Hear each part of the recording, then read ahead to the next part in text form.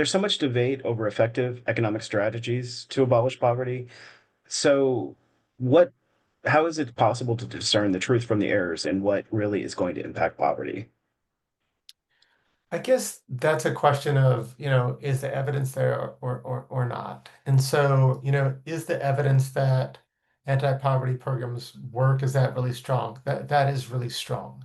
Um, is the evidence that it's not doing enough for the country? Yeah, I think that's true as well.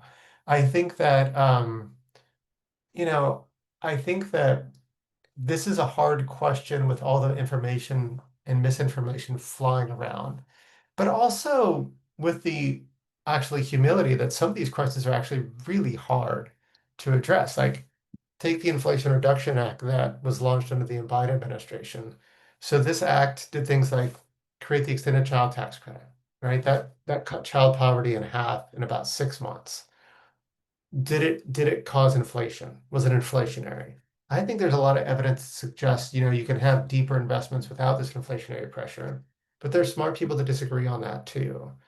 I do think I think we need to think about what we should and shouldn't disagree on. I think we can disagree a lot on the very best policies to address poverty. I think that's a great debate to have. Should we start with housing? Should we start with jobs? Should we do universal basic income? Let's hash it out. I do not think that we should debate that the country can't do more or can't afford to do more. I think that debate is settled, and I think that we have to have like an aversion to that scarcity mindset. I feel it's very un-American, actually, like this high tolerance of poverty. Instead of being like, look, this is who we are. We can take on this problem. And I think the biggest myth about poverty is actually that we have to live with all of it. We don't.